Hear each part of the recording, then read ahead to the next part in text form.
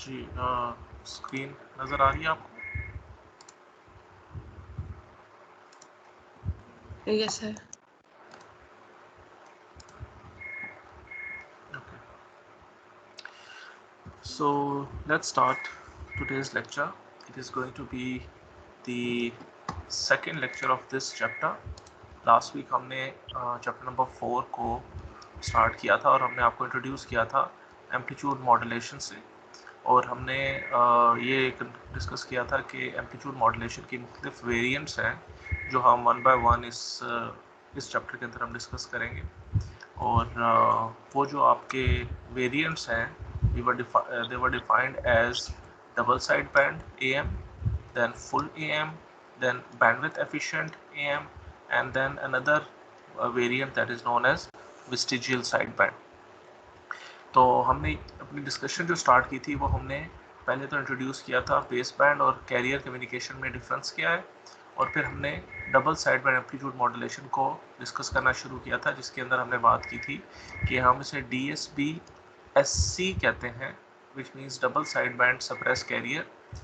It means कि आप जो मॉड्यूलेशन करते हैं तो मॉड्यूलेशन में you are not actually transmitting the carrier along with the actual information. तो आपके पास अगर ये एक बेस बैंड सिग्नल है जिसकी बैंडविड्थ 0 to B है, इसका स्पेक्ट्रम मैं ऐसे प्लॉट कर सकता हूँ, this is in frequency domain, and whence I modulate it तो हमारे पास जो स्पेक्ट्रम आता है it looks something like this. So it gets centred at the carrier frequency, और इसकी जो अपर ये वाली जो पॉइंट है it will be known as FC plus P, and this point will be FC minus P, and इसी तरह यहाँ का भी फाइंड आउट कर सकते हैं। और दूसरी चीज़ ये थी कि अगर इसका मैक्सिमम एम्पलीट्यूड जो यहाँ पे A है तो it becomes A/2. So this kind of scheme is known as DSB-SC modulation, and this is its representation in frequency domain. In time domain हम इसको लिख सकते हैं as m of t cos of 2 pi FCT.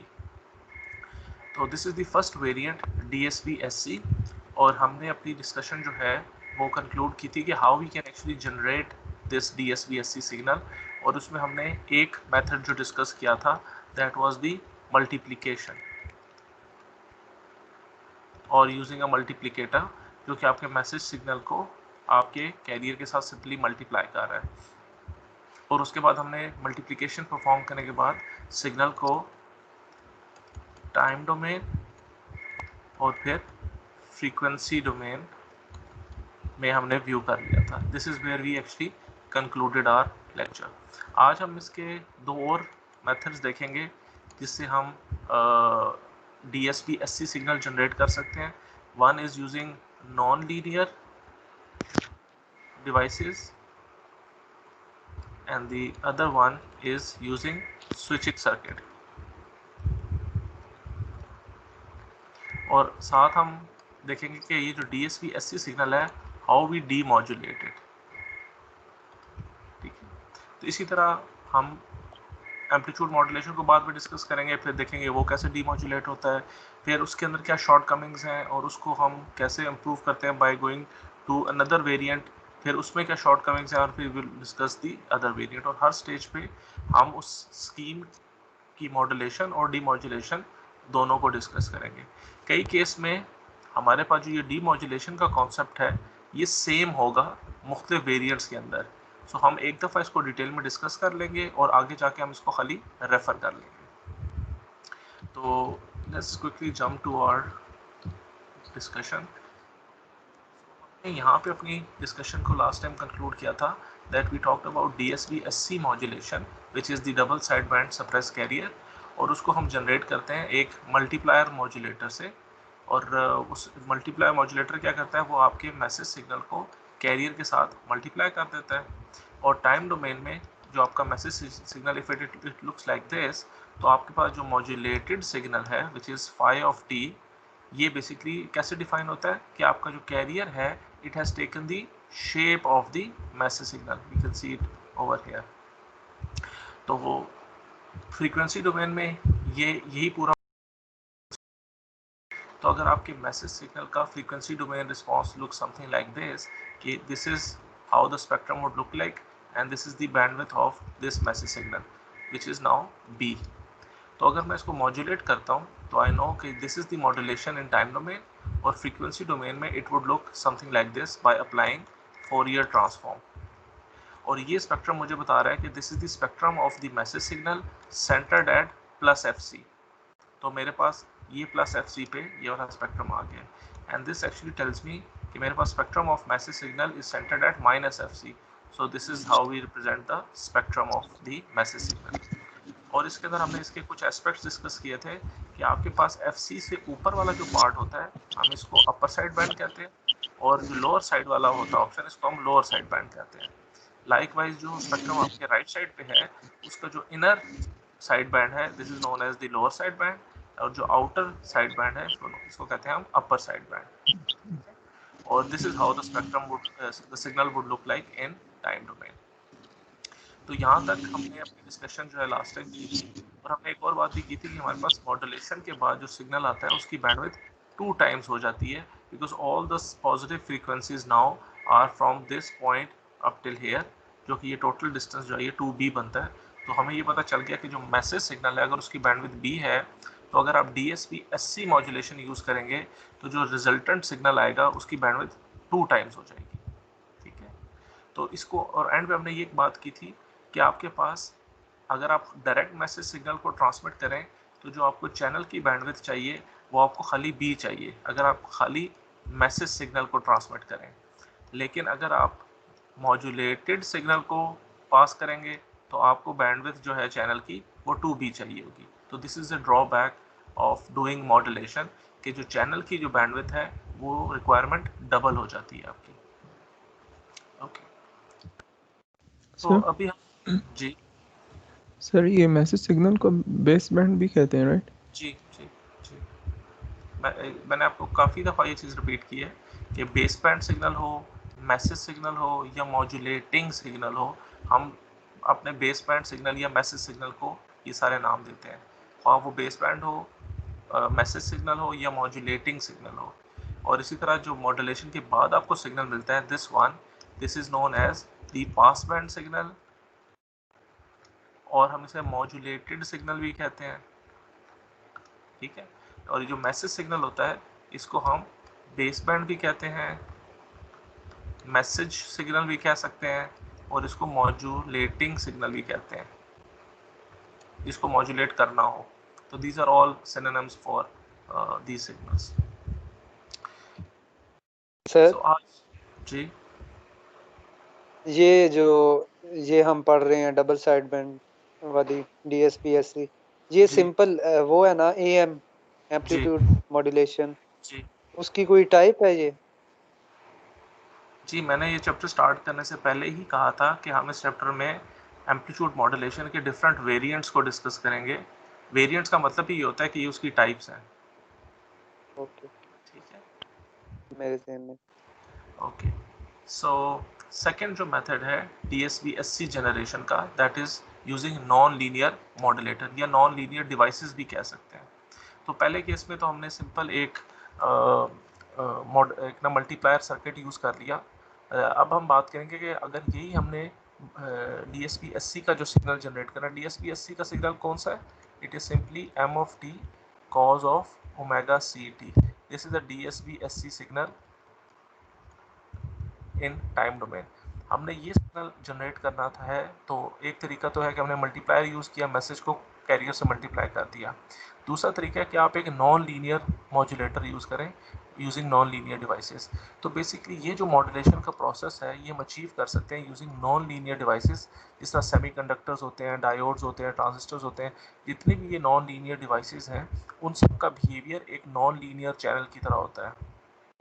तो हम इस तरह की डिवाइसेस को यूज़ करके भी ये जो DSP SC का सिग्नल है हम ये जनरेट कर सकते हैं, और उसके लिए हमें इन नॉन लीनियर डिवाइसेस को इस कॉन्फ़िगरेशन में यूज़ करना पड़ता है कि आप इसकी दो इनपुट्स हैं, this is input 1, this is input 2। एक इनपुट पे आप मैसेज सिग्नल दे दें, दूसरे इनपुट पे आपने अपना जो कैरियर है वो आपने दे दिया है। ठीक है, तो अब हमारे पास इस यानी आप यूँ अज्यूम करें कि आपके पास ये जो पूरे का पूरा सिस्टम है, let me draw it with a different color. ये एक ब्लैक बॉक्स है, ठीक है। इस ब्लैक बॉक्स की जो इनपुट्स हैं वो दो इनपुट्स हैं, this is your message signal and your carrier, और इसकी आउटपुट पे आपको mt cos of omega ct scaled by 4b, ठीक है। 4b जो है वो एक स्केलिंग फैक्टर है, जो कि हम आगे देखेंगे कि वो क्या होगा, लेकिन it's just a scaling factor. ये उसका जो भी एम्पलीट्यूड है वो उसको डिफाइन कर रहा है। असल चीज़ वो है कि आपके पास mt cos of omega ct आपको आउटपुट पे मिल रही है। अब ये ब्लैक बॉक्स काम कैसे करता है, for that we have to look at the structure of this configuration. So आपके पास जो मैसेज सिग्नल आ रहा है पहली स्टेज पे, आपके पास यहाँ पे दो सिग्नल्स आ जाएंगे, x1 ऑफ t और x2 of t। x1 of t क्या है, this is a summation of m of t and cos of omega ct, इन दोनों को ऐड करके आपके पास x1 ऑफ t आ जाता है। और जो दूसरा आपके पास चैनल है इसमें m ऑफ t और difference of cos of omega ct, this is a difference. So x2 जो है ये इन दोनों का डिफरेंस है। So x2 is the difference of the two, x1 is the sum of the two. अब ये दोनों पॉइंट्स पे जो x1 और x2 मिल रहा है, इनको आप इन नॉन लीनियर डिवाइसेस से गुजार रहे हैं, जो कि कोई सेमीकंडक्टर हो सकता है, डायोड या ट्रांजिस्टर हो सकता है, जो कि एक नॉन लीनियर बिहेवियर रखता हो। जब इस सेमीकंडक्टर से इसको गुजारेंगे तो आपके पास y1 और y2 जो है ये दोनों आउटपुट पे मिलेंगे, और आप इन दोनों का डिफरेंस ले लेंगे। तो जब आप इन दोनों का डिफरेंस लेंगे you will get a signal z of t, और उसको आप एक बैंड पास फिल्टर से गुजारेंगे जो उस कैरियर फ्रीक्वेंसी के ऊपर सेंटर्ड होगा, और इसकी विड्थ कितनी होनी चाहिए, बाय द वे ये आपके पास प्लस माइनस ओमेगा सी है, इसका मतलब है एक ही बैंड पास फिल्टर यहाँ पे है और ये यहाँ पे है, this is centred at omega C, this is centred at minus omega C. 2b sir, ji बिल्कुल, इसकी बैंडविड्थ 2b होनी चाहिए, क्योंकि हमें पता है कि जो मॉड्यूलेटेड सिग्नल होता है उसकी विड्थ जो होती है वो 2b होती है। तो आप इस बैंड पास फिल्टर से जब इसको गुजारेंगे तो आपके पास ये वाला मॉड्यूलेटेड सिग्नल आपको मिल जाएगा। नाउ लेट्स सी कि ये बेसिकली प्रोसेस होता कैसे है। सो let me just clear all of it. तो सबसे पहले इस बैंड पास फिल्टर से पहले हम देख रहे हैं कि हमारे पास ये दो नॉन लीनियर डिवाइसेस हैं, और हमें पता है कि ये जो नॉन लीनियर डिवाइसेस हैं इनका जो बिहेवियर है ये एक नॉन लीनियर चैनल की तरह होता है। तो हमें पता है कि जो नॉन लीनियर चैनल्स होते हैं उनका बिहेवियर एक मैक्लैरेन सीरीज़ को रिप्रेजेंट कर रहा होता है। तो मैं इसको रिप्रेजेंट कर सकता हूँ ax of t and then higher order terms, तो ये plus C X cube of T भी हो सकता है, plus D C 4 of T भी हो सकता है, plus so and so forth X. तो ये सारी हायर ऑर्डर टर्म्स जो हैं ये एक नॉन लीनियर डिवाइस को रिप्रेजेंट करती हैं। तो हम जस्ट फॉर सिंप्लिसिटी हम सिर्फ ये दो टर्म्स को कंसिडर कर रहे हैं। आगे वाली भी जो टर्म्स होंगी वो हम आगे जाके देखेंगे, अगर ये एग्जिस्ट कर भी रही होंगी तो हमारे पास फिर भी सेम रिजल्ट आएगा। But just to simplify our analysis हम सिर्फ दो टर्म्स को यूज़ कर रहे हैं, ए एक्स और बी एक्स स्क्वेयर। तो हमें पता है कि जो ये नॉन लीनियर डिवाइसेस हैं इनका बिहेवियर इस तरह की मैक्लैरेन सीरीज से रिप्रेजेंट हो सकता है। तो अब ये जो z of t है, how we can define this z of t? z of t is the difference of y1 of t and y2 of t। तो हमें पता है this is how we define z of t, y1 of t and y2 of t का difference. और हमें पता है कि जो y1 of t है ये क्या है, this y1 of t is defined by this Maclaurin series, और इसकी इनपुट पे है x1 of t। इसका मतलब है कि y1 of t जो होगा वो ax1 of t और bx1 स्क्वायर ऑफ t के रिप्रेजेंट होगा। तो we can write this as this. और जो y2 है it will be represented by the same expression, लेकिन इसकी इनपुट पे x2 ऑफ t है, तो यहाँ पे मेरे पास x2 और x2 स्क्वायर आ जाएगा, ठीक है। अब हमें पता है ये x1 क्या है, x1 जो है ये m ऑफ t और cos ऑफ ओमेगा ct को ऐड करने से आया है। तो हमें पता है कि जो x1 ऑफ t है ये m of t plus cos of omega ct है, और जो x2 ऑफ t है this is m of t minus cos of omega ct है, ये मैं यहाँ से नज़र आ जाता है। सो अब मैं ये सारी वैल्यू जब इसके अंदर बैक सब्स्टिट्यूशन करूँगा तो मेरे पास z ऑफ t की जो वैल्यू आएगी it would look something like this. ये आप वैल्यू सब्स्टिट्यूट करके देख भी सकते हैं। तो जब आप सारी वैल्यू सब्स्टिट्यूट कर देंगे तो आपके पास जो z ऑफ t, यानी कहने का मतलब ये है कि ये ax1 ऑफ t आप इसमें प्लग इन करें और इसमें प्लग इन करें, x2 ऑफ t इधर प्लग इन करें, इधर प्लग इन करें, फिर इसको सिंप्लीफाई करेंगे तो ये जो z ऑफ t है it would look something like this. z of t would be 2am of t plus 4bmt cos of omega ct, ठीक है। इसके अंदर आपको कुछ प्रॉपर्टीज भी लगानी पड़ेंगी, क्योंकि जब आप x2 का स्क्वायर लेंगे तो ये cos का स्क्वायर आएगा, उसको सिंप्लीफाई करेंगे तो आपके पास ये जो फाइनल एक्सप्रेशन आएगी it would look something like this. अब ये हम देख रहे हैं कि ये जो a और ये जो b की वैल्यूज हैं they actually depend upon the behaviour of the non linear device. ठीक है, अब हमें पता है कि ये जो कंपोनेंट है it is nothing else but the DC component, क्योंकि इसकी फ्रीक्वेंसी जो है वो जीरो है, there is no omega term in this part, लेकिन ये जो पार्ट है ये सेंटर्ड है ओमेगा सी के ऊपर। अब इस z ऑफ t को जब मैं एक बैंड पास फिल्टर से गुजारूंगा तो वो इस डीसी टर्म को ब्लॉक कर देगा और ये जो पार्ट है इसको आपको आउटपुट पे प्रोवाइड कर देगा, which is nothing else but your modulated signal. ठीक है, so this is how by using non linear devices you are not using any multiplier, आप डायरेक्ट जो है मॉड्यूलेटेड सिग्नल जनरेट कर सकते हैं। Let me quickly take the attendance before we actually start.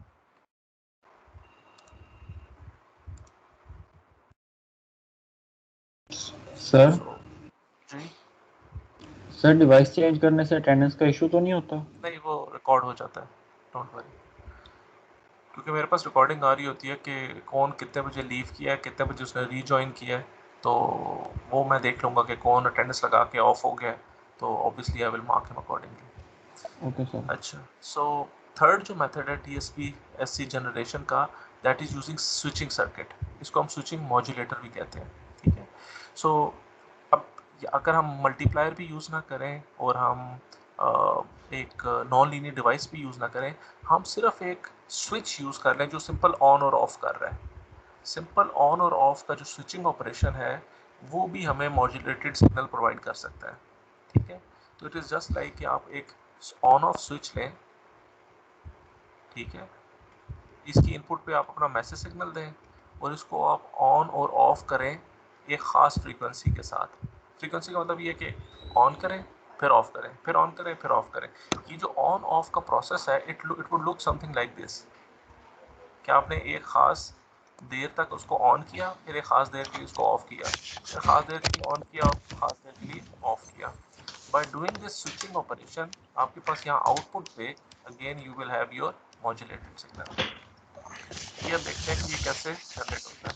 Please mute your mics everyone. Okay, so modulation can also be achieved using simple switching operation. अब ये हम कैसे रियलाइज कर सकते हैं? अगर मैं ये स्विचिंग बिहेवियर देखूं तो मुझे नज़र आ रहा है कि ये एक पीरियोडिक सिग्नल है, ठीक है, जो एक स्क्वायर वेव को रिप्रेजेंट कर रहा है। तो ये जो स्विचिंग बिहेवियर होता है ये एक पीरियोडिक सिग्नल को रिप्रेजेंट करता है, और हमें पता है कि कोई भी जो पीरियोडिक सिग्नल है ये फोरियर सीरीज से रिप्रेजेंट हो सकता है। ठीक है, और अगर मैं एक जो भी ऑन ऑफ का प्रोसीजर कर रहा हूँ वो उस एक ख़ास फ्रीक्वेंसी के साथ कर रहा हूँ which is my required carrier frequency, तो ऑब्वियसली इस पीरियोडिक सिग्नल का ये फंडामेंटल फ्रीक्वेंसी होगी, यानी कि आपके पास जो भी फोरियर सीरीज आएगी उसके अंदर जो फंडामेंटल फ्रीक्वेंसी होगी ओमेगा सी होगी, उसके बाद फिर आपके पास उसके हार्मोनिक्स एग्जिस्ट कर रहे होंगे प्लस एंड सो फॉर्थ। तो अगर इसके अंदर हम एक बैंड पास फिल्टर इस फ्रीक्वेंसी का लगाएं तो हमें वो पर्टिकुलर कंपोनेंट जो है हमें मिल जाएगा। That is the overall idea behind switching operation. Let's see how it actually happens. So if we realize that the modulated signal can be obtained by multiplying m of t with a periodic signal phi of t with fundamental frequency omega c, तो हमारे पास इस तरह का जो periodic signal है वो किस तरह रिप्रेजेंट हुआ होगा? It would look something like this. Okay, this is basically the Fourier series, generalized Fourier series of any periodic signal. ठीक है, हमें पता है कि वो cos है और उसके हार्मोनिक्स जो है वो n ओमेगा c से रिप्रेजेंट हो रहे हैं। n जो है ये क्या है? 0 plus minus 1 plus minus 2 plus minus so and so fourth. ठीक है, और जो Cn है ये उसके कोफिशिएंट्स हैं जो उनके वेटेज को रिप्रेजेंट करते हैं। ये भी हम फोरियर सीरीज में डिटेल में देख चुके हैं। And it varies from 0 to infinity. तो ये मेरे पास एक फोरियर सीरीज की एक्सप्रेशन आ जाती है किसी भी एक पीरियोडिक सिग्नल के लिए। तो अगर मैं अपने मैसेज सिग्नल को, late me clear this up, अब मैं अगर अपने मैसेज सिग्नल को, if this is my message signal, अगर इस मैसेज सिग्नल को एक स्विचिंग सर्किट में दूं तो मेरे पास ये मैसेज सिग्नल जो है ये मुझे आउटपुट पे मिलेगा। एंड हियर यू कैन सी कि जब आपने उसको ऑफ किया हुआ है तो आपके पास आउटपुट पे कुछ भी नहीं मिल रहा। फिर आपके पास स्विचिंग ऑन हुई तो आपके पास ये वैल्यू आ गई, then so and so forth. तो आपके पास इस तरह का एक पैटर्न आपको मिल रहा होगा आपके आउटपुट पे। अब ये पैटर्न इज सिमिलर लाइक कि मैं इस सिग्नल को एक स्क्वायर वेव के साथ अगर मैं मल्टीप्लाई कर देता हूँ तो मेरी square wave will take the shape of this message signal, जो हमें यहाँ पे नज़र भी आ रही है। लेकिन ये बिहेवियर जो है इट इज़ सेम एज कि आपने अपने मैसेज सिग्नल को ऑन या ऑफ आप कर रहे हैं इसको, ठीक है। तो अब अगर इसका बिहेवियर ये है तो मैं इस स्विचिंग ऑपरेशन को रिप्रेजेंट कर सकता हूँ कि आपके पास जो मैसेज सिग्नल है it is now being multiplied by this periodic signal. तो मेरे पास ये आउटपुट होगी m of t into this periodic signal will give me the output of the switching circuit।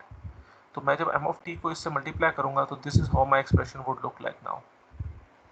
अब ये बेसिकली क्या है, ये आपको दिखा रहा है कि ये तो चलो आपके पास कॉन्स्टेंट वैल्यू है कि मैसेज सिग्नल इस कोसाइन से मल्टीप्लाई कर रहा है और इस कोसाइन की जो फ्रीक्वेंसी है वो n इज इक्वल टू 0 से लेके इन्फिनिटी तक एग्जिस्ट कर रही है।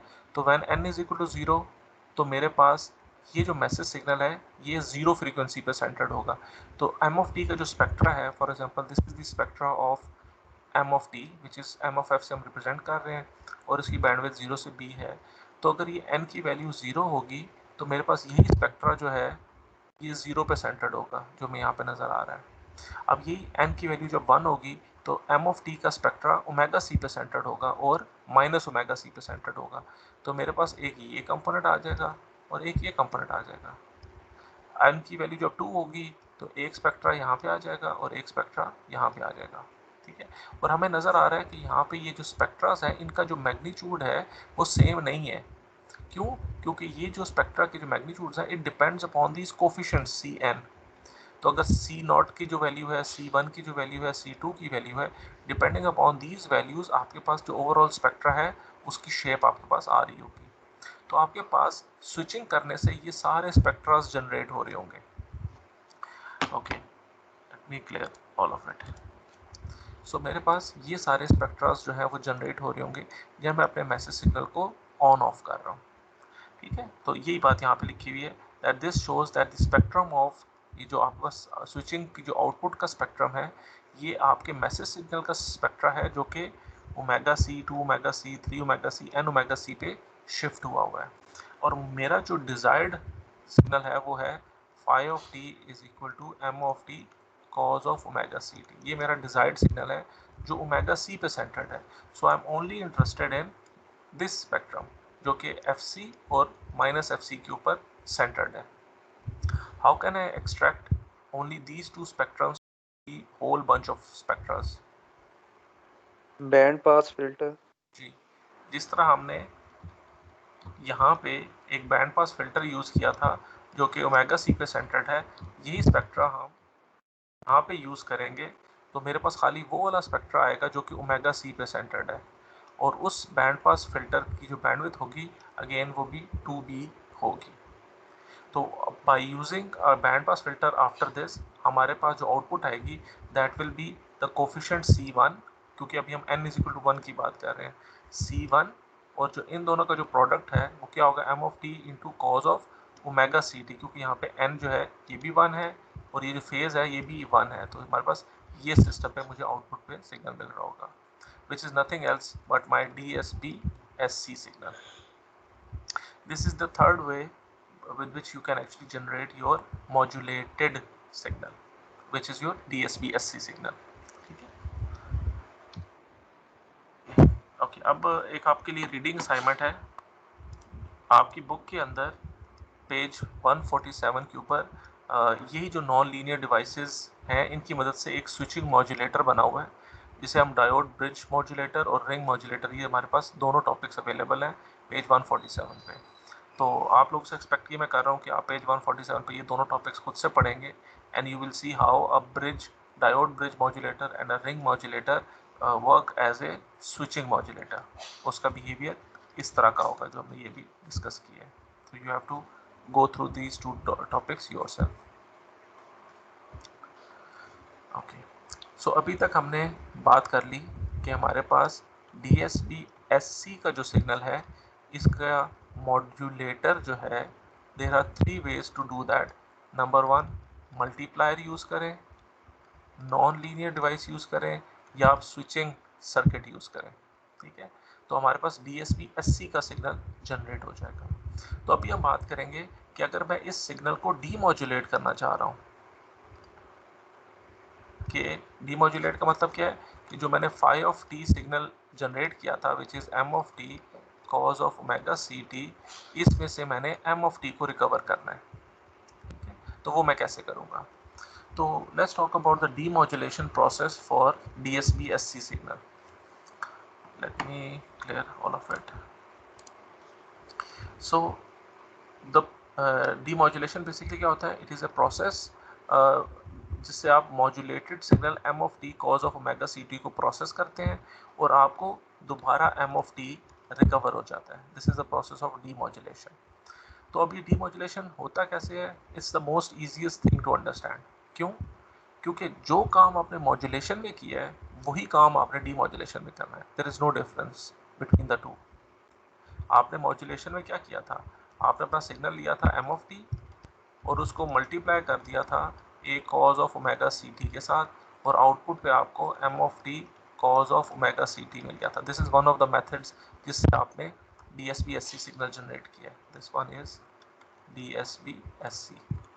तो जो काम आपने मॉड्यूलेटर में किया है वही काम आपने डीमॉड्यूलेटर में करना है, प्लस वन मोर स्टेप। तो अब हम क्या करेंगे कि हमारा जो डीमॉड्यूलेटर वो क्या होगा कि हमारे पास जो फाई ऑफ टी है, जो हमें पता है m T cos of omega C T है, मैं उसको दोबारा cos of omega C T से मल्टीप्लाई कर देता हूँ।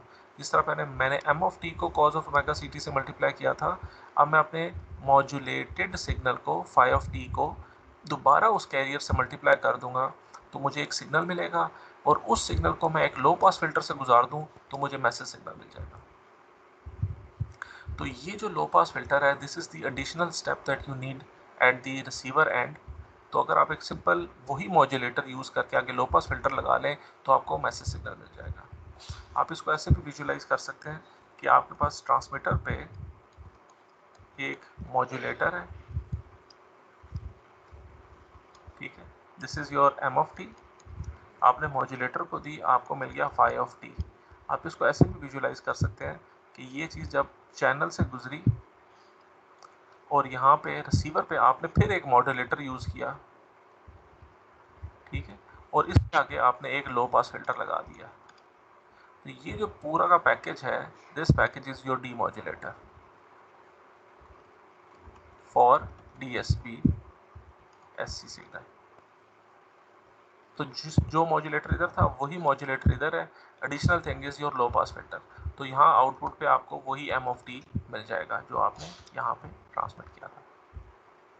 ऑब्वियसली चैनल की वजह से आपके सिग्नल में थोड़ी सी डिफॉर्मेशन आएगी, इसलिए मैं इसके ऊपर एक हैट का सिंबल डाल देता हूँ कि दिस इज जस्ट अप्रोक्सीमेशन और estimation of the transmitted signal.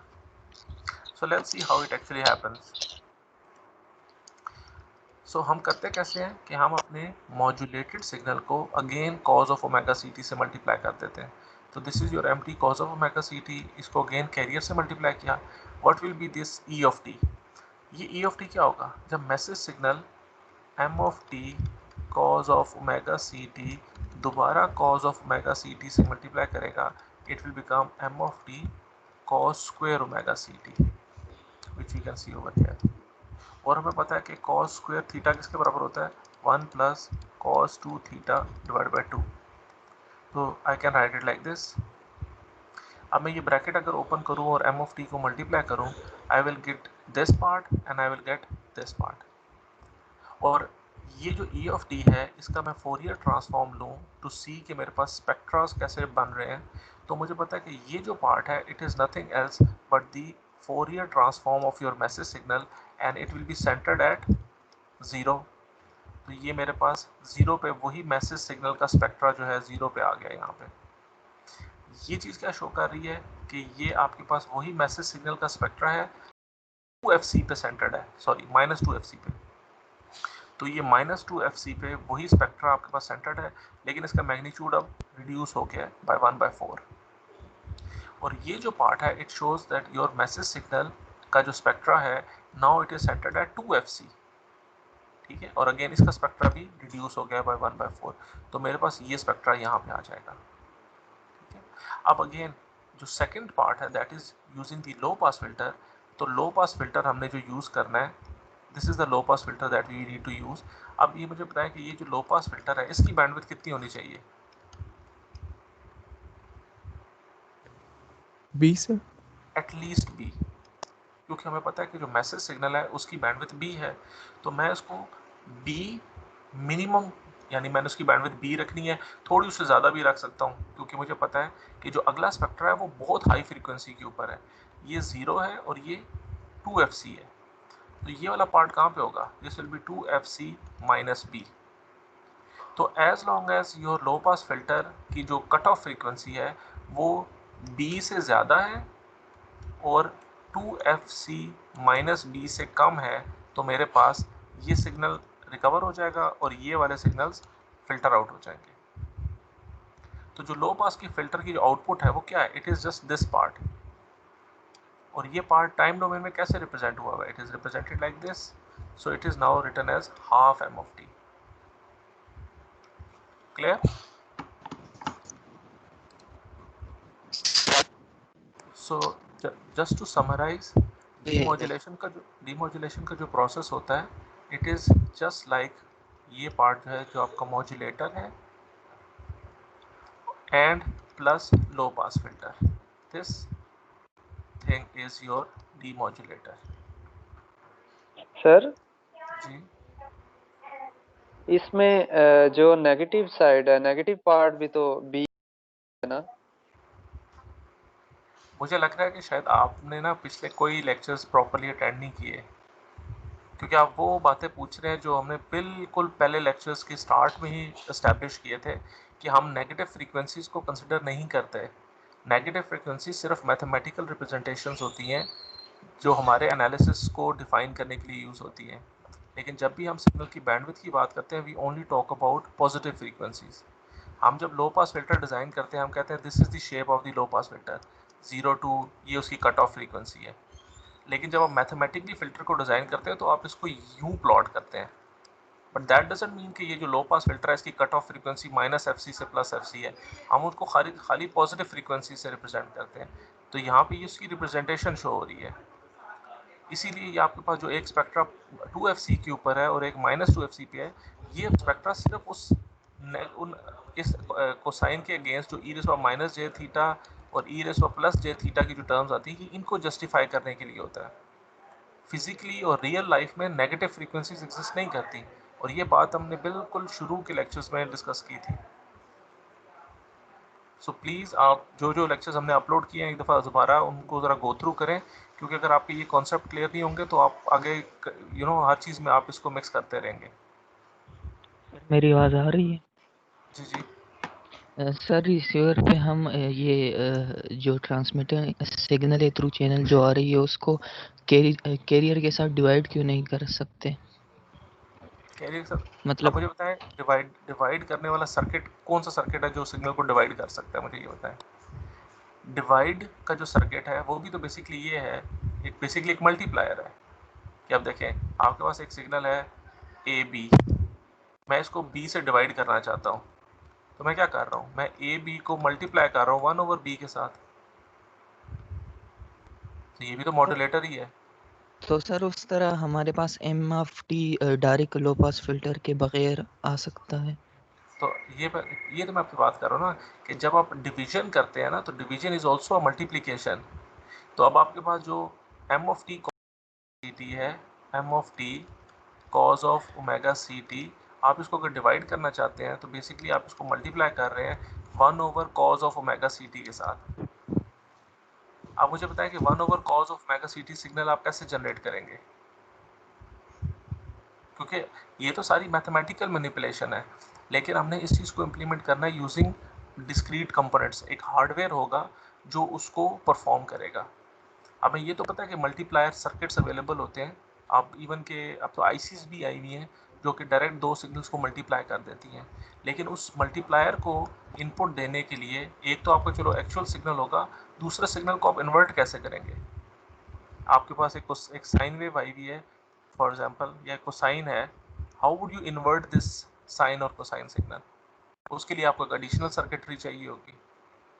तो हम अपने जो भी हमारे पास सिस्टम है उसको सिंपल बनाने के लिए हम कोशिश करते हैं कि कम से कम जो हमारे पास जो सर्किटरीज हैं वो हम डिफरेंट यूज़ करें। अब इस केस में हमें सिर्फ एक सर्किट चाहिए जो कि एक मॉड्यूलेटर का सर्किट है, सिंपल। जो मॉड्यूलेटर का सर्किट हमने ट्रांसमीटर पे यूज़ किया वही मॉड्यूलेटर का सर्किट हम रिसीवर पे यूज़ कर रहे हैं। और सिंपल आगे एक फ़िल्टर लगा हुआ है। इस फिल्टर ने खुद से तो कुछ नहीं करना, उसने सिर्फ कुछ कंपोनेंट्स को डिस्कार्ड कर देना है और कुछ को पास कर देना है।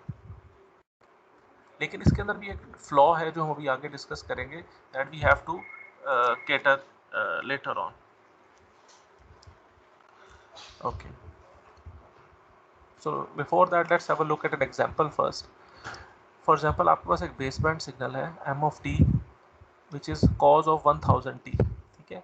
तो हमें नज़र आ रहा है कि ये m of t जो है ये चूँकि cos of omega ct की फॉर्म में है, sorry cos of omega mt की फॉर्म में, क्योंकि ये मैसेज सिग्नल है, मैं इसकी फ्रीक्वेंसी को ओमेगा m कह देता हूँ, ठीक है। तो इसका मतलब है ओमेगा m जो है ये 1000 है।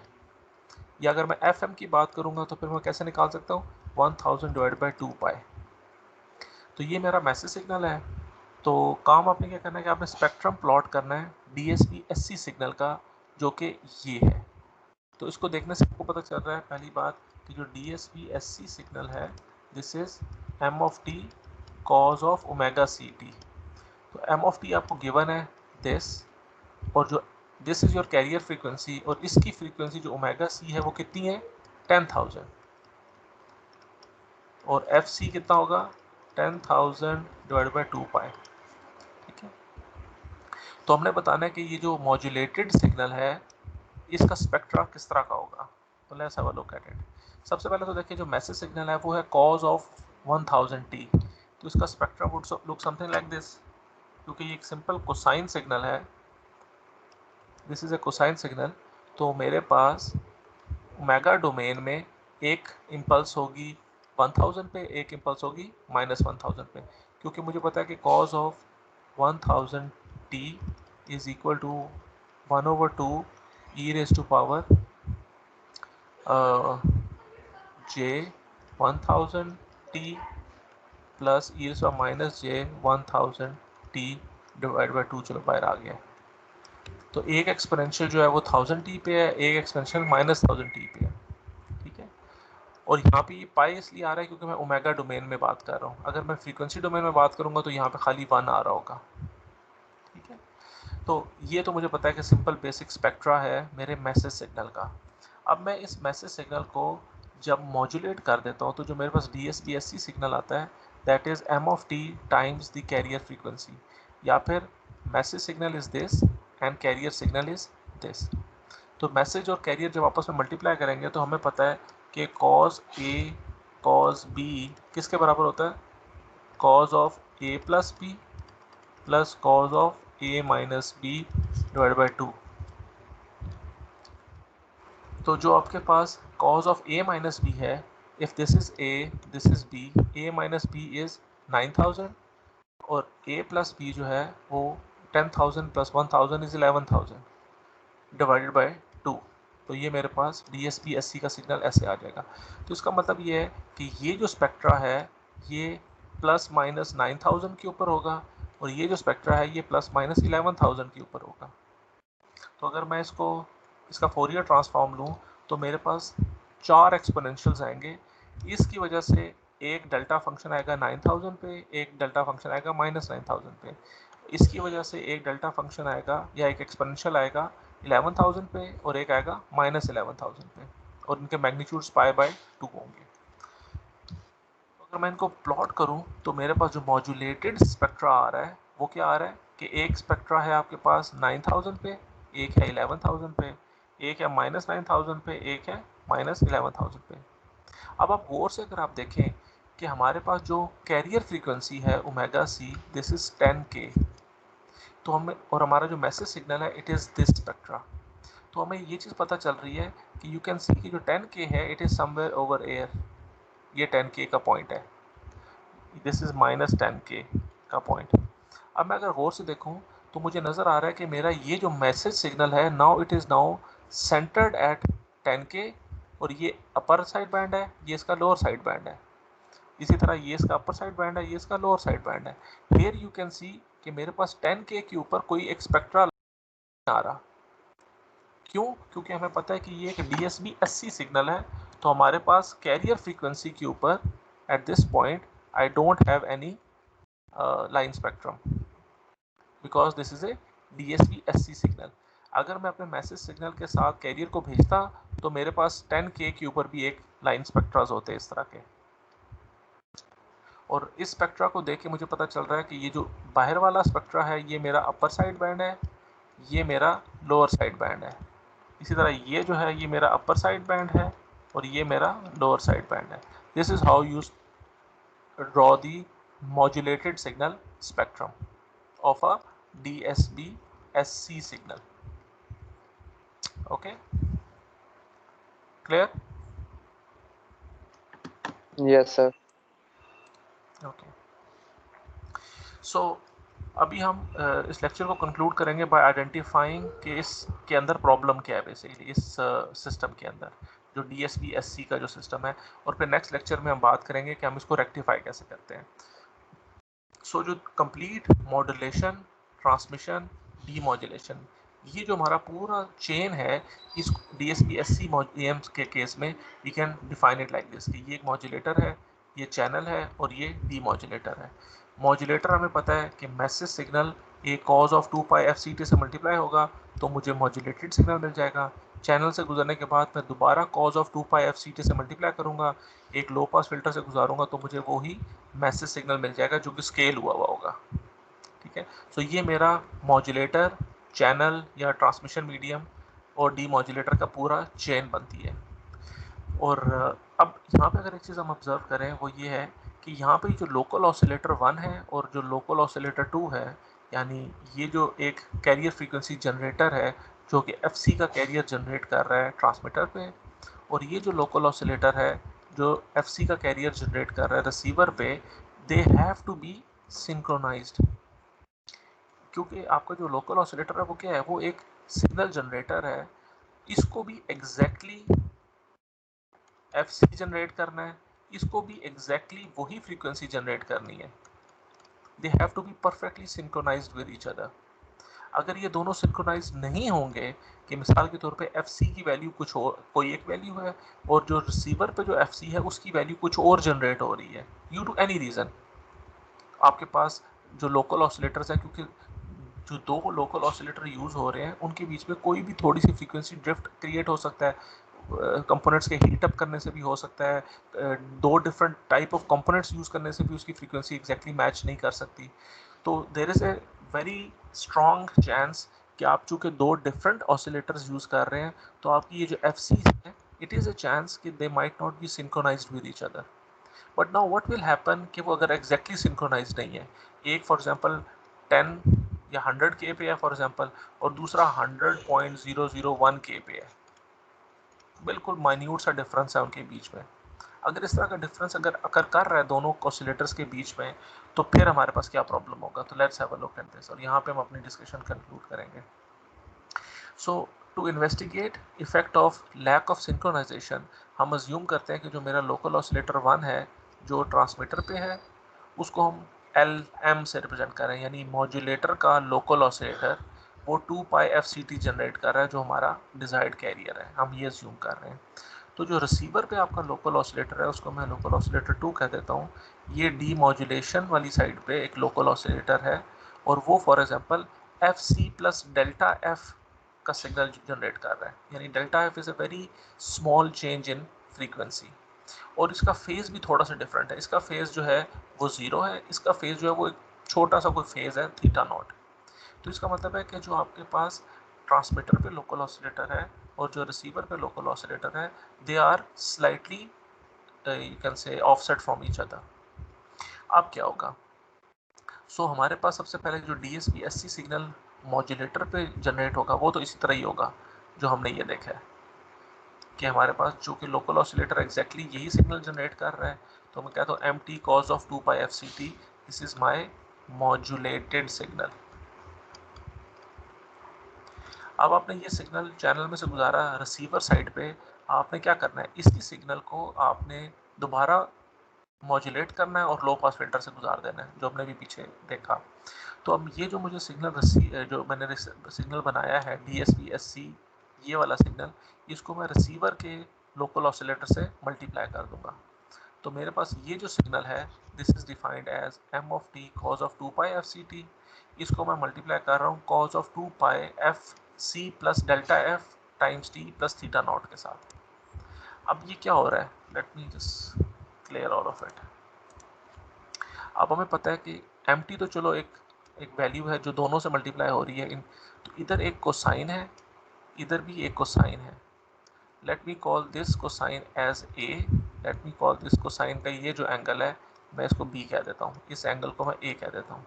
अभी हमने देखा था कि cos a cos b जो है वो सम ऑफ एंगल्स और डिफरेंस ऑफ एंगल को जनरेट करता है।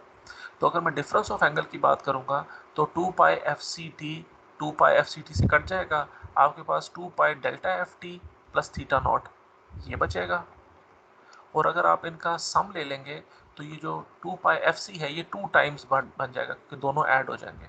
तो आपके पास 2 पाई times 2 fc plus delta f times t plus theta not ये आ जाएगा आपके पास। तो ये आपके पास डिफरेंस सिग्नल आ गया है, this is your sum signal. अब हमें पता है कि जो आपके पास डीमॉड्यूलेटर होता है उसके अंदर आप क्या करते हैं, पहले आप उसको मल्टीप्लाई करते हैं विद अ कैरियर और फिर लो पास फिल्टर से गुजार देते हैं। तो जब ये वाला सिग्नल सम और डिफरेंस का सिग्नल लो पास फिल्टर से गुजरेगा तो हमें नज़र आ रहा है कि ये जो कंपोनेंट है ये पूरे का पूरा ये जो सम सिग्नल है ये एक हायर फ्रीक्वेंसी पे एग्जिस्ट करता है, जो हमें यहाँ पे नज़र आ रहा है ये 2fc के ऊपर सेंटर्ड है। तो जब ये लो पास फिल्टर से गुजरेगा तो ये पूरा का पूरा कंपोनेंट जो है ये डिस्कार्ड हो जाएगा। You will only be left with this difference signal, और ये डिफरेंस सिग्नल क्या है, 1/2 m of t cos of 2 pi delta f t plus theta not. ये सिग्नल आपको output of low pass filter पे मिलेगा। अब जब ये दोनों सिग्नल सेम थे तो हमें लो पास फिल्टर के आउटपुट पे क्या मिल रहा था, just this part half empty. लेकिन जब इन दोनों सिग्नल्स के बीच में एक डेल्टा एफ या एक थीटा फेज डिफरेंस आ गया तो अब मेरे पास जो सिग्नल रिसीव हो रहा है it is this complete signal. ठीक है, अब देखते हैं कि ये बेसिकली हमें क्या चीज़ बताता है। सो जो मेरे पास आउटपुट आ रही है लो पास फिल्टर की वो बेसिकली क्या है, it is the product of your modulated signal with your local oscillator and then applying on the low pass filter. तो मेरे पास खाली ये वाला पार्ट आ जाएगा which I can see over here. तो it is half empty cos of 2 pi delta F T plus theta naught. अब अगर मेरे पास फ्रीक्वेंसीज एग्जैक्टली मैच की हुई है तो इसका मतलब है कि डेल एफ ज़ीरो है। जब डेल एफ ज़ीरो हो जाएगा तो this whole part will become zero. ठीक है, और अगर फेज भी 100% ज़ीरो हो यानी एग्जैक्टली उसके साथ मैच कर रहा हो तो ये पूरी की पूरी टर्म जो है ये ज़ीरो हो जाएगी। Cause of zero will be 1, तो मेरे पास वही सिग्नल हाफ एम्प्टी आ जाएगा। तो एक चीज़ तो यहाँ पे इस्टेब्लिश हो गई कि अगर आपके पास दोनों कैरियर्स आपस में कम्प्लीटली सिंक्रोनाइज्ड होंगे तो आपके पास एग्जैक्टली सिग्नल जो है वो रिकवर हो जाएगा। लेकिन अब इन कंपोनेंट्स के होने की वजह से सिग्नल कितना स्वेयरली अफेक्ट करता है, लेट्स टॉक अबाउट दिस। तो अगर हम अज्यूम भी कर लें कि फ्रीक्वेंसी एग्जैक्टली मैच कर गई है, डेल्टा एफ जो है वो ज़ीरो हो गया है, तो यानी कि दोनों की फ्रीक्वेंसी एक 100K है तो दूसरा भी एग्जैक्ट 100K पे सिग्नल है। लेकिन हमने आपको याद होगा ये बात की थी कि जब भी सिग्नल प्रोपगेट करता है चैनल में से उसमें एक टाइम डिले आता है। ठीक है, और वो टाइम डिले जो है वो इन फ्रीक्वेंसी डोमेन किस चीज़ को रिप्रेजेंट करता है, एक फेज डिले को। याद है आपको जब हमने बात की थी टाइम शिफ्ट प्रॉपर्टी की तो हमने क्या कहा था कि अगर मेरे पास cos of 2 pi F C T है, अगर इसके अंदर एक डिले आ जाता है तो this is cos of 2 pi F C t plus t d. और हमने इसको जब एक्सपैंड किया था तो हमने कहा था cos of 2 pi F C t plus 2 pi F C t d. तो टू भी कांस्टेंट, एफ पाई भी कांस्टेंट, एफ सी भी कांस्टेंट और टी डी भी कांस्टेंट। तो ये जो पूरी की पूरी टर्म है it corresponds to a phase change. अगर आपके पास सिग्नल के अंदर डिले आता है और हमें पता है कि जब आपने ट्रांसमीटर से एक सिग्नल ट्रांसमिट करना है और रिसीवर तक पहुंचने में उसमें एक डिले आ जाना है, तो ये प्रॉब्लम तो इनहेरेंटली सिस्टम में हो गई होगा, क्योंकि जब भी सिग्नल ट्रांसमिट होता है रिसीवर तक पहुंचने में उसमें टाइम डिले आ जाता है। एंड वी कैन प्रूव कि टाइम डिले की वजह से आपके सिस्टम में एक फेज डिले आ जाता है। तो ये जो थीटा नॉट है ये तो आपके सिस्टम में एग्जिस्ट करेगा ही करेगा, ठीक है। तो अगर आपके केस में ये थीटा एग्जिस्ट कर रहा है तो आपके पास किस हद तक की सिवियरिटी हो सकती है। Let's look at this. तो अगर आपके पास डेल्टा एफ 0 हो भी जाता है तो आपके पास जो मॉड्यूलेटेड सिग्नल है it will become something like this, half empty cos of theta naught. अब आप ये देखें कि अगर आप लकी हैं और वो फेज डिले 0 या मल्टीपल्स ऑफ 2 पाई आता है, 0, 2 पाई, 4 पाई, 6 पाई, इस तरह का फेज डिले आता है, तो आपको पता है ये 0, 2 पाई, 4 पाई दे आर ऑल इक्वल। तो आपके पास जो कॉज है इट विल गिव यू 1, तो आपके पास वही हाफ एम्प्टी का सिग्नल मिल जाएगा। लेकिन अगर अनलकीली ये फेज शिफ्ट पाई बाय 2 की फॉर्म में आ गया तो आपके पास कॉज ऑफ पाई बाय 2 0 हो जाता है, आपके आउटपुट पे कोई सिग्नल नहीं मिलेगा आपको,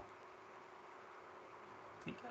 और थीटा अगर वेरी करता है पाई बाय 2 से 2 पाई तक तो आपके पास एक different varying degree of attenuation होगी, ठीक है।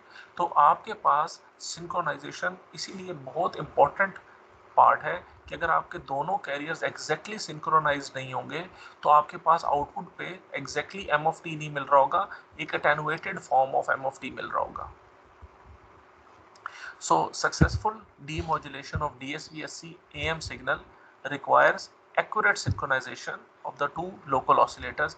इसीलिए हम इस किस्म की डीमॉड्यूलेशन को कोहेरेंट डिटेक्शन कहते हैं या सिंक्रोनस डिटेक्शन कहते हैं, ठीक है। कोहेरेंट का मतलब ये होता है कि both carriers needs to be synchronised, उनके फेजेस मैच करने चाहिए, इसको हम कहते हैं कोहेरेंट डिटेक्शन। जी सर अगर मतलब हम लोग का ये सिंक्रोनाइज कर भी रहा है लेकिन चैनल की वजह से तो हमेशा डिले आएगा, जी जी तो सर वो फिर हम लोग सेम तो नहीं होगा कभी भी? जी उस केस में आप ना कैरियर डिटेक्शन या कैरियर रिकवरी के सर्किट्स यूज़ करते हैं। वो हम आगे, क्योंकि हमने जिस तरह ये बात की थी ना बिल्कुल शुरू में, जो हमारा ये है, ये जो फेस लॉक्ड लूप, ये जो आपके पास एक टूल है जो कि आपके कैरियर के फेज को लॉक कर लेता है, इट एक्चुअली टेल्स यू कि जो कैरियर का इस वक्त फेज क्या है। तो हम आगे जाके कोहेरेंट डिटेक्शन में ये जो टेक्निक यूज़ होती है फेज लॉक लूप की, ये हम डिस्कस करेंगे और हम देखेंगे कि रिसीवर को कैसे पता चलता है कि उसके जो कैरियर है उसका फेज क्या है, जो फेज चेंज आया है because of the channel delay. लेकिन अभी हम खाली ये बात करेंगे, let me right it down here before concluding the lecture, कि हमारे पास जो DSP-SC का जो सिग्नल है, ये जो डबल साइड बैंड AM है, इसके अंदर ये सारी बात हमने कर ली। हमने कहा जो इसका जो डिटेक्टर है या जो डीमॉड्यूलेटर है, this is a coherent detector. और कोहेरेंट डिटेक्टर का मतलब क्या है कि आपके पास लोकल ऑसिलेटर 1 और local oscillator 2 they must be synchronised.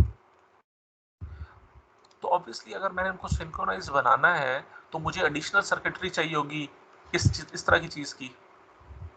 तो मसला क्या होगा कि हमारा जो रिसीवर है उसका आर्किटेक्चर जो है या उसका जो डिज़ाइन है वो कॉम्प्लेक्स हो जाएगा, क्योंकि अब मुझे एक मॉड्यूलेटर यूज़ करना है, एक लो पास फिल्टर यूज़ करना है, बट इन दोनों के साथ मुझे एक फेज़ लॉक लूप भी चाहिए जो कि उस फेज़ को रिकवर करके मेरा सिग्नल मुझे प्रोवाइड कर सके।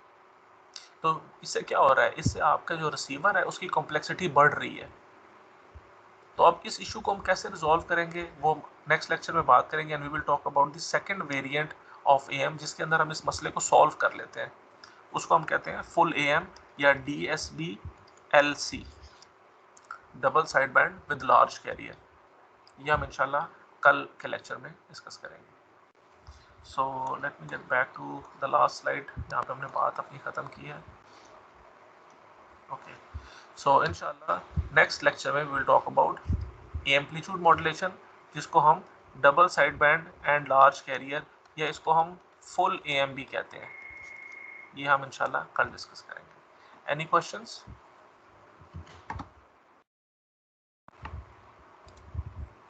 चलिए सर इसमें जो हमने एफसी का इफेक्ट है वो जब अगर आ जाएगा तो फिर तो उसकी फ्रीक्वेंसी होगी ना इफेक्ट, जैसे इसमें एम्पलीट्यूड इफेक्ट हो रहा था फेज की वजह से। और वो ये देखें अगर आपके पास ये डेल्टा एफ की कोई एक वैल्यू है, फॉर एग्जांपल एक खास चेंज आया आपकी फ्रीक्वेंसी के अंदर, तो आपको पता है ये भी कांस्टेंट है, ये भी कांस्टेंट है, ये 2 पाई एफ जो है ये भी कांस्टेंट है, तो ये कांस्टेंट फ्रीक्वेंसी आ गई जो जिसका चेंज आया आपके पास, और ये आपके पास एक थीटा नॉट की वैल्यू है जो कि एक फेज को रिप्रेजेंट कर रही है। तो अब क्या होगा कि आपका ये जो मैसेज सिग्नल है हर इंस्टेंट के ऊपर, ये जो टी है क्योंकि ये इंस्टेंटेनियस वैल्यू है, हर टी के ऊपर ये कोसाइन आपको एक डिफरेंट वैल्यू दे रहा होगा, यानी इसकी शेप जो होगी ये एक साइनोसाइडल की तरह की होगी, क्योंकि हमें पता है ये cos of 2 pi F C t plus theta naught एक साइनोसाइडल को रिप्रेजेंट कर रहा है। डिपेंडिंग अपॉन दिस साइनोसाइडल आपका ये जो मैसेज सिग्नल है ये इस तरह वेरी हो रहा होगा। अगर आपके पास ये वैल्यू फॉर एग्जांपल 0 हो जाती है थीटा डेल्टा एफ की, तो इसका मतलब है सिर्फ एक फेज जो है वो उसको इफेक्ट कर रहा है, तो इसका मतलब है कि it will now be cos of theta naught, और अगर थीटा कांस्टेंट है तो this cos of theta will give you a constant value, तो इसका मतलब है कि ये जो एम ऑफ टी है ये अटेनुएट हो रहा है। ऑलरेडी हाफ एम टी तो है ही है, हो सकता है कॉस की वैल्यू आपको 0.5 दे रही हो, फॉर एग्जांपल थीटा की वैल्यू 60 है, आई थिंक कॉस 60.5 होता है if I am not wrong, इतना ही होता है। एनीवन? चलिए जितना भी होता है आप लोग चेक कर लीजिएगा। तो आपके पास कॉस अगर थीटा की वैल्यू 60 हो जाती है, if it is like this, आप ये चेक भी कर सकते हैं, तो आपके पास कॉस थीटा की वैल्यू 0.5 आ जाए, तो इसका मतलब है ये 1/2 एम ऑफ टी अगेन 1/2 से मल्टीप्लाई हो जाएगा, तो ये value 1/4 time m of t हो जाएगी। इसका मतलब क्या है कि सिग्नल अटेनुएट कर गया। लेकिन अगर आपके पास डेल्टा एफ रहेगा तो ये वैल्यू फ्लक्चुएट हो रही होगी with respect to time like this, किसी पॉइंट पे ये वैल्यू 0 हो जाएगी लाइक दिस, कुछ वैल्यूज पे ये मैक्सिमम आपको दे रहा होगा जो पॉसिबल हो सकता है, कुछ केसेस में आपके पास ये एक टाइम वेरिंग वैल्यू आ रही होगी, but in any case you are not getting the exact 1/2 m of t जो आपको कोहेरेंट डिटेक्शन के केस में मिल रहा है, when both the carriers are perfectly synchronised आपको वैल्यू इससे कम ही मिल रही होगी, it means there is a fine degree of attenuation in the signal. तो हम इस इशू को कैसे रिजॉल्व कर सकते हैं ये हम इसका नेक्स्ट वेरिएंट डिस्कस करेंगे नेक्स्ट लेक्चर में इंशाल्लाह। Okay sir. चले, any other question? I will see you guys tomorrow at 9:30, और फ्राइडे को जो है इंशाल्लाह ऑल्दो इट इज ऑफ, लेकिन हम चूंकि मेकअप नहीं करेंगे लेक्चर्स का, तो हम 9:30 को I will have the lecture from home इंशाल्लाह। चलें, अल्लाह हाफिज़। अल्लाह हाफिज़ सर।